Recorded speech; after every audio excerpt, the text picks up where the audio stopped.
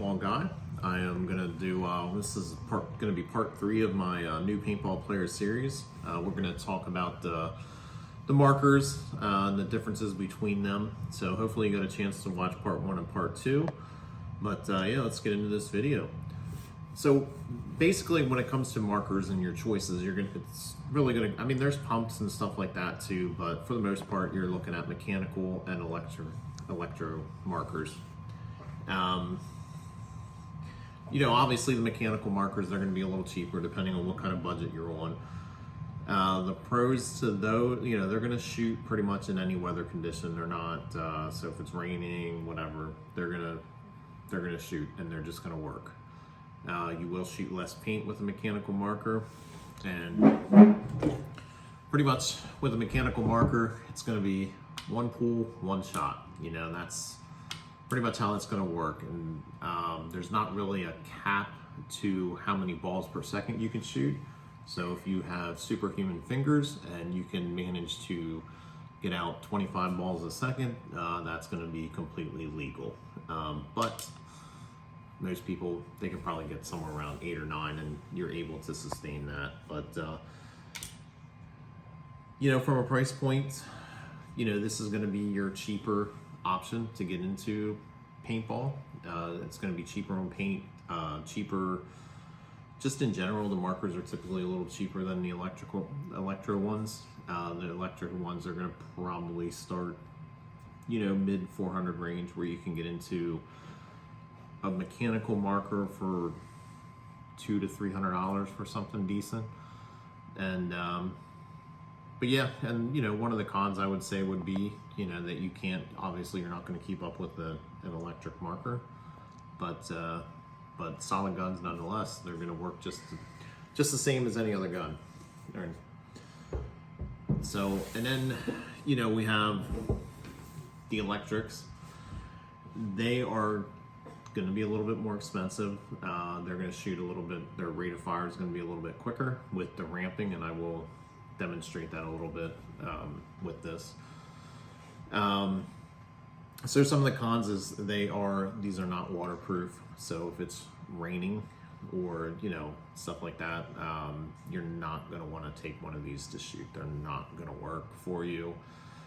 Colder, you know, when the weather's a little colder outside and you're playing, they tend to not work as good. You will go through a lot more paint, so I guess you could kind of call that a con depending on what your budget is. But you know, as far as the pros, you know, they are, so I'll turn this thing on, and basically, I don't know if you'll be able to hear it, but when you're trying to get, so most fields are capped at 10.2 balls a second is your paintball regulation. So when you're trying to sustain that, if you can hear, like, you know, basically this is like your semi mode. This is going to be the same as a mechanical marker, but when you want to ramp it, you know, you're getting up in there and it's just going to take over for you, and it's going to achieve that 10.2 balls a second, and you don't have to work as hard to get it. The gun's pretty much going to do that. And you know, you can, you know, it's easier to maintain that. You can shoot this all day long and it's going to maintain that. And then, you know, whenever you want to stop, you just pretty much stop. But it's so many, I think the way they have it figured out is so many trigger pulls, it'll kind of ramp up and go to that 10.2. But as you can tell, whenever you're doing that, you know, you could run that all day long and it's going to stay in that ramping. And obviously every time you hear that noise, you're shooting paint. So in theory, 10.2 balls a second, you know, a 200 round hopper, in about 20 to 25 seconds, you're going to be out of paint in that hopper. So then depending on how much paint you have on you, you know, if you have a pod pack or something like that, you know, you're going to be filling them back up. But, you know, that's going to be the big differences between the guns. I mean, either way you go, either option, whether you go with an electro marker or a mechanical marker, they're both going to be solid options. It just comes down to what your budget is going to be and what weather you're playing in. I recommend, you know, maybe you have both.